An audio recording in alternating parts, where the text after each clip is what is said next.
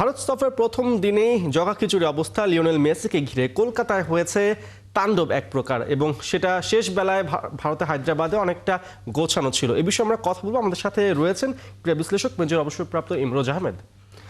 ইমরোজ আহমেদ, আপনাকে স্বাগত খেলা যোগে। যেমনটা দেখছিলাম, আসলে এপার বাংলা ওপার বাংলা বলে একটা তো মানে বন্ধন আছে বাঙালিদের মাঝে।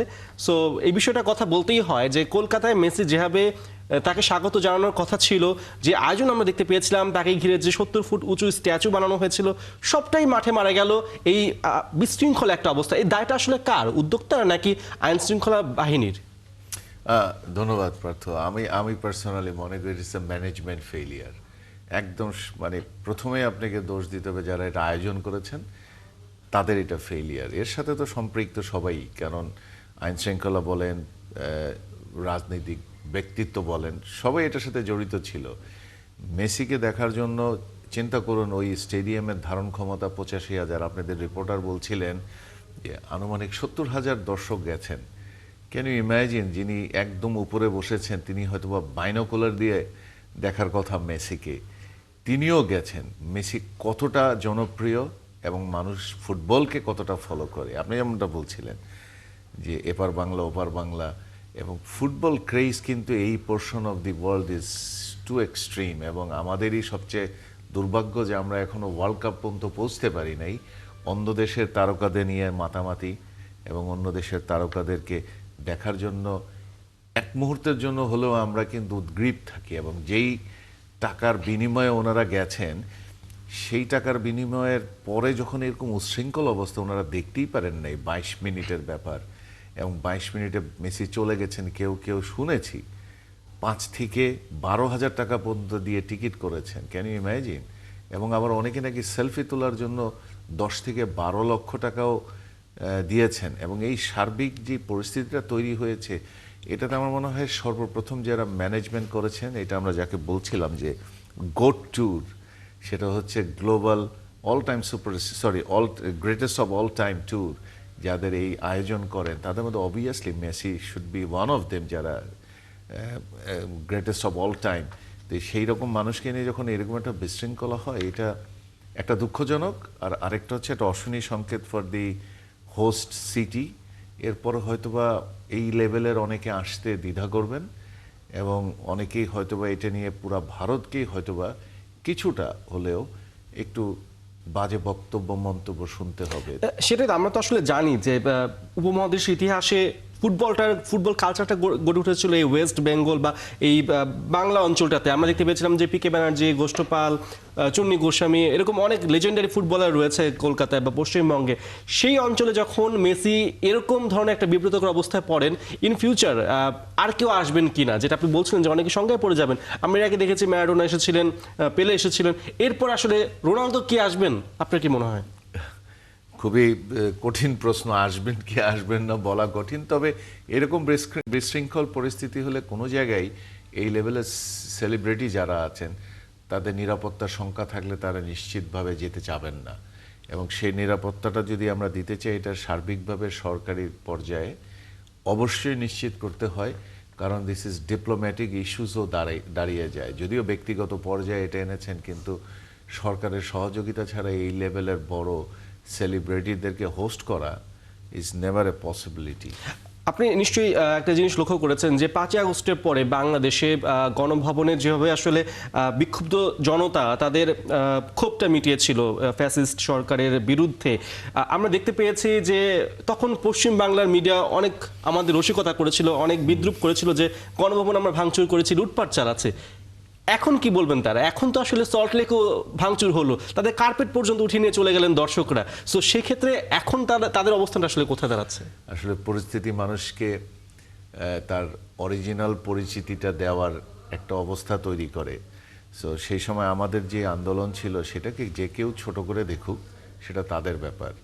এবং সেটা মানুষের ইমোশনটাকে যদি কেউ ছোট করে দেখেন, এবং মানুষের মনের ভাবটা যদি আমরা বুঝতে না পারি সার্বিকভাবে, সেটা তাদের দুর্বলতা এবং তাদের অক্ষমতা। আমরা সেই জায়গায় নাই যাই, কারণ অনেক রকম বিদ্রূপ আমাদেরকে করেছে অন্য মিডিয়া বাইরে থেকে। সেই বিদ্রূপ ছাপিয়ে কিন্তু আমরা 1.5 বছর পার করে দিলাম এবং আমরা নিশ্চিতভাবে সামনে একটা ইলেকশনের দিকে এগোচ্ছি, আমরা হয়তো বা সঠিক পথেই ছিলাম। অনেকে অনেক রকম কথা বলবেন, আমি রাজনৈতিক বিশ্লেষক না, আমি এটা নিয়ে আলোচনায় যেতে চাই না, খেলার ভিতরে থাকতে চাই। সেই জায়গা থেকে বলবো যে লুটপাট হয়ে গেল, লুটপাট হয়ে গেল, তার মানে আচরণবিধি যখন বিশৃঙ্খল পরিস্থিতি হয়, সভ্য সমাজ যেটাকে আমরা বলি পশ্চিমা সমাজ, সেই জায়গায় যদি আপনি দেখেন যখন ব্ল্যাক আউট হয় কোনো কোনো সময়, পাওয়ার ফেলিয়ার, সমস্ত দোকান লুটপাট হয়ে যায়। এটা basic instinct of deprive people. তারা চিন্তা করেন এইটাই একটা সুযোগ, আমরা যতটুকু হাতড়ে নিতে পারি সেটাই হয়তো বা প্রাপ্য, ওই রকমভাবেই করেন। সুতরাং এটা দিয়ে পুরা সমাজ বা পুরা দেশকে মেজার করা বা জাস্টিফাই করা ঠিক হবে না। কিছু কিছু সংখ্যক মানুষ এরকম করবেন, কিন্তু এই পরিস্থিতিটা ছিল কমপ্লিট ডিফারেন্ট। তাদের ক্ষোভ ছিল তারা যার জন্য পেমেন্ট করেছে, যেই কারণে তারা এসেছেন এই আমাদের ফুটবল দেবতা বলেন তাকে দেখার জন্য। সেই জায়গায় যখন তারা মিস করেছে, তাদের কিছুটা আক্ষেপ থাকে। আবের বহিঃপ্রকাশটাই হচ্ছে এই রকম সংঘাত এবং সবকিছু যা দেখেছি আমরা। অবশ্যই আসলে যেটা আপনি বলছিলেন যে একটা অঞ্চলে মানুষের দিকে পুরো দেশ বিচার করা যায় না, অবশ্যই ভারতের অন্যান্য অঞ্চল তো ফুটবলকে ভালোবাসে। আমরা দেখতে পেয়েছি হায়দ্রাবাদ ঠিক বিপরীত একটা চিত্র দেখা গেছে, সেখানে মেসিকে ঘিরে সেখানকার মন্ত্রী ছিলেন এবং রাজনৈতিক ব্যক্তিত্বরা ছিলেন। আমরা দেখতে পেয়েছি রাহুল গান্ধী ছিলেন এবং সেখানকার সিএমও ছিলেন। তো সবাই মিলে মেসিকে যেভাবে আপন করে নিয়েছেন, দর্শকদের জন্য উন্মুক্ত করেছেন। আসলে সেই কালচারটা, হায়দ্রাবাদের কালচার বলি না কেন, দক্ষিণ ভারতের কালচার বলি না কেন, বা মধ্য ভারতের কালচার, পশ্চিমবঙ্গের কালচার কেন আলাদা হয়ে যাচ্ছে, বা আমাদের বাংলার অঞ্চলটার কালচার কেন আলাদা হচ্ছে? আমাদের রাজনীতিবিদরাই কেন আসলে সব খাই খাই করেন? আমরা আসলে একটু আবেগী লোক। আমার এই এই এই পোর্শন অফ দি, মানে কি বলবো, আমাদের এই সাবকন্টিনেন্টের এই পোর্শনের মানুষজন আমরা খুব আবেগী, আমরা খুব কিন্তু মায়াবী টাইপের মানুষজন। অল্পতেই আমরা খুশি হয়ে যাই, আবার অল্পতেই কিন্তু আমরা খুব ক্ষিপ্ত হয়ে যাই। কারণটাই হচ্ছে যে আমাদের আবেগ খুব বেশি কাজ করে বলে আমার ব্যক্তিগত ধারণা, আমি মনে করি। এবং সেই জায়গাটা হচ্ছে যে হয়তোবা কলকাতার অবস্থাটা দেখে হায়দ্রাবাদ ওয়াজ মোর কেয়ারফুল। এটা could be one of the reason যে তারা আরেকটু শৃঙ্খলভাবে করতে পেরেছেন। আপনি দেখবেন এরপরে তাদের মুম্বাই এবং দিল্লি সফরও আছে মেসি, আজকে মুম্বাই যাচ্ছে। সেই জায়গাটায় হয়তোবা দেখবেন যে তারা মোর কেয়ারফুল। এখানে তো কালকে শাহরুখ খানও গেছেন, তাকেও খুঁজে পাওয়া যায় নাই। এখানে সৌরভ গাঙ্গুলি গেছিলেন, তাকেও এখানে দেখা যায় নাই। তার মানে এটাই হচ্ছে টোটাল ম্যানেজমেন্ট ফেইলিয়ার। এবং যারাই সুযোগ পেয়েছেন মেসির সন্নিকটে সান্নিধ্য পাওয়ার, তারাই সেই ফয়দাটা লুটেছেন। এই যে রাজনীতিবিদ যিনি ছিলেন, আসলে আমরা দেখতে পেয়েছি গতকালকে সল্ট লেকের মাঠে মেসির হাত ধরে নিয়ে যাচ্ছেন, তার ফ্যামিলির সাথে ছবি তোলাচ্ছেন। এই বিষয়গুলো তো হোটেলেও করা যেত। শাহরুখ খান তো হোটেলে যে দেখা করে এসেছেন। তো যারা আসলে আসল ক্রীড়াবিদ, সৌরভ গাঙ্গুলি তো খুব একটা সময় পাননি। আমরা দেখতে পেয়েছি যারা ক্রিকেটার ছিলেন, ফুটবলার ছিলেন, অ্যাথলেট যারা ছিলেন, তারা তো মেসির সাথে খুব একটা সময় পাননি। বাট এটাই তো হওয়ার কথা ছিল, মেসিকে আমি আনলাম মানুষদের দেখাতে। বাট এটাও তো একটা সুযোগ যে আমাদের আপকামিং জেনারেশনকে ইনফ্লুয়েন্স করা বা তাদেরকে মোটিভেট করা, মেসির মতন যাতে তারা হয় সে বিষয়টাও নিশ্চিত করা। এই জায়গাগুলো তো মিস হয়ে গেল। সো যারা অ্যাথলেট তারা তো মেসির সান্নিধ্য পেলেন না। তো সেই জায়গাটা হচ্ছে যে ধরেন, এটা আমার মনে হয় খেলাকে প্রমোট করা বা ভবিষ্যৎ প্রজন্মকে খেলার প্রতি আকৃষ্ট করার থেকে ব্যবসায়িক বিষয়টা বোধহয় প্রাধান্য ছিল। সেই কারণেই হয়তোবা তারা ওই জিনিসটাতে হয়তোবা, এটা আমার জাস্ট ধারণা, সেই রকমভাবে মনোনিবেশ করতে পারেন নাই। এবং সেই জায়গায় কিন্তু ব্যত্যয়টা হয়েছে। যেরকম ধরুন Sourav Ganguly is a world star as well, maybe ফুটবলের মতন এত বড় স্টার না, বাট ক্রিকেটের বিরাট বড় নক্ষত্র। তিনিও কিন্তু সেই জায়গায় সুযোগ পান নাই। এবং তার সান্নিধ্যে আসার জন্য হয়তোবা মেসিরও কিন্তু, হয়তোবা উনি ক্রিকেট ফলো করেন না, বাট তারপরেও কিন্তু Sourav Ganguly as a star, তাকে কিন্তু তার জানার কথা। সব জায়গায় কিন্তু একটা বেখাপ পাওয়া পরিস্থিতি আমার কাছে মনে হয়েছে। এবং সেই জায়গাটা থেকে আমরা হয়তোবা বাইরের থেকে বলতেই পারি, ধারণা করতে পারি কি হচ্ছে, এমনটা কিন্তু হওয়া খুবই খুবই দুঃখজনক। এবং এটা থেকে আমাদের কি শিক্ষা নেওয়ার প্রয়োজন? ভবিষ্যতে হয়তোবা আমরা কোনো সেলিব্রিটিকে আনতেও পারি এবং আনার চেষ্টাও করছি। হয়তো এই বিষয়ে একটু কথা বলতে চাচ্ছি। ল্যাটিন বাংলা সুপার কাপ নামে একটা মানে টুর্নামেন্ট হয়ে গেছিল কয়েকদিন আগে, হয়ে গেছে কি মাঝপথে তো আসলে এটা ভেস্তে গেল। আর্জেন্টিনা এবং ব্রাজিল থেকে দুটো ক্লাব আনা হয়েছিল। আর্জেন্টিনা ক্লাবটা যে পরবর্তীতে জানা গেছে এটা একটা পাড়া মহল্লার ক্লাব, তাকে আর্জেন্টিনা ক্লাবের নাম দিয়ে এখানে আনা হয়েছে। এবং পরবর্তীতে দেখা গেল যারা আয়োজক তারা এনএসসিকে তাদের স্পন্সরশিপের টাকা দেয়নি বা মাঠের যেসব চুক্তি ছিল এনএসসির সাথে সেগুলো পূরণ করেনি দেখে লাস্টের ম্যাচের জন্য এনএসসি মাঠ বরাদ্দটাই আসলে স্থগিত করে দিল। এখন কথা হচ্ছে যে এই যে আমরা তো ওই কালচার থেকে বেরোতে পারলাম না, আমরাও আসলে নাক কাটালাম। গতকালকে আর্জেন্টিনা এবং ব্রাজিল দূতাবাসে পর্যন্ত হস্তক্ষেপ করতে হয়েছে তাদের দলকে যাতে হোটেল থেকে মানে ছাড়িয়ে আনা যায়। সো এইসব জায়গাগুলোতে কতটা কেয়ারফুল থাকা দরকার, আসলে সরকারের কতটা কেয়ারফুল থাকা দরকার এবং সংশ্লিষ্ট ফেডারেশনের কতটা কেয়ারফুল থাকা দরকার? আমি মনে হয় অনেক বেশি দায়িত্ববান হওয়া উচিত ফেডারেশনের। একই সাথে অফকোর্স এটা ইজ এ বিজনেস ভেঞ্চার, এটা কিন্তু ফুটবলকে প্রমোট করার জন্য যদিও আমরা দেখিয়েছি, কিন্তু জিনিসটা ছিল ব্যবসায়ী। কারণ ফুটবল ফেডারেশন কিন্তু সরাসরি এটার সাথে জড়িত ছিল না।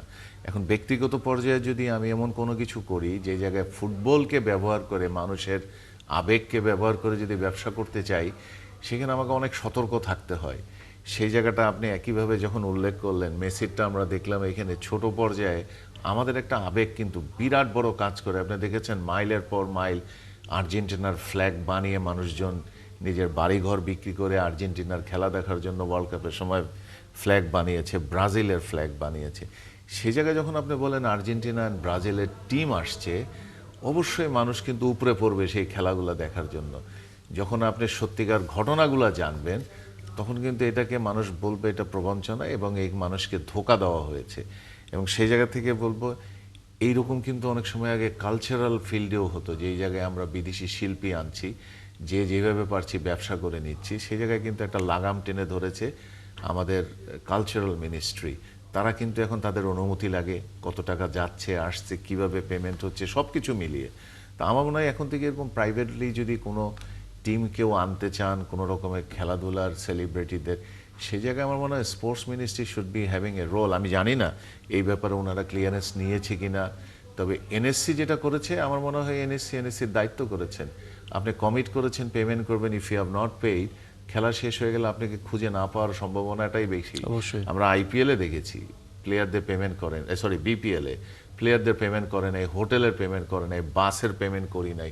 এটা কি আমাদের চারিত্রিক বৈশিষ্ট্যে ইমপ্রিন্টেড হয়ে যাচ্ছে কিনা? যারা আমরা ব্যবসায়ী, তারা এগুলাকে ব্যবহার করে, যে মানুষের দুর্বলতাকে ব্যবহার করে আমরা এই ব্যবসাগুলো করছি, এটা থেকে একটু নিজেদেরকে সরিয়ে নেওয়াটাই বেটার। অবশ্যই ভয়ঙ্কর অবস্থায় পরিণত হচ্ছে আসলে এই সেক্টরটা। আপনি বলছিলেন যে ইন ফিউচার আসলে কেউ কে আসতে চাইবে কিনা ভারতে, এমন ঘটনা পর মেসির আমাদের ক্ষেত্রেও তো একটা ঘটে গেল। লাতিন বাংলা সুপার কাপের থেকে তো কাফুকে আনার কথা ছিল বাংলাদেশে, তাকেও পেমেন্ট করা হয়নি শেষ মুহূর্তে এবং তার জন্য তিনি আসেননি। সো এই যে মানে কি বলবো এগুলোকে, মানে আমাদের আসলে তো অনেক ধরনের তকমাই দেওয়া যায়, টাউট বলা যায়, বাটপার বলা যায়, বাট এগুলো তো পরবর্তীতে এগুলো তো সিদ্ধ হয়ে যাচ্ছে, স্বতঃসিদ্ধ হয়ে যাচ্ছে যে তারা পরবর্তীতে এমন কেউ যদি কেউ অর্গানাইজ করতে আসে, তার মধ্যে একটা শঙ্কা থাকবে যে আমাকে মানুষজন কি বলে, আবার মানুষজন বিশ্বাস করতে পারবে না যে আসলে মানে সত্যিকার অর্গানাইজার কিনা। সো আলটিমেটলি এই যে গ্লোবাল ফুটবলকে বা গ্লোবাল স্টারদেরকে এই অঞ্চলে আনার জন্য বা আকৃষ্ট করার জন্য যে উদ্যোগগুলো, সেগুলো মাঠে মারা পড়বে কিনা? অবশ্যই পড়তে পারে, আমরা শঙ্কায় আছি। এবং সৌভাগ্য যে কাফুকে আনা হয়নি, হয়তোবা পেমেন্ট না দিয়ে ছেড়ে দিলে টিকিট দেয় নাই, অনেক রকমের বিব্রতকর পরিস্থিতিতে আমরা পড়তাম। দে আর গ্লোবাল স্টার, এবং এই সময় বাংলাদেশকে যারা চিনেন না, তারাও কিন্তু বাংলাদেশকে চিনে যাবেন যে কাফু এখানে যে লাঞ্ছিত হয়েছে, কাফু এখানে যে নিগৃহীত হয়েছে। তা আমি বলবো যে যারাই আমরা এই কাজগুলো করি এত বড় স্টেক নিয়ে, সেই জায়গায় এইরকম প্রবঞ্চনার এবং এইরকম বাজে চিন্তা করে কোনো কিছু করাই আমাদের আসলে মঙ্গল নয়।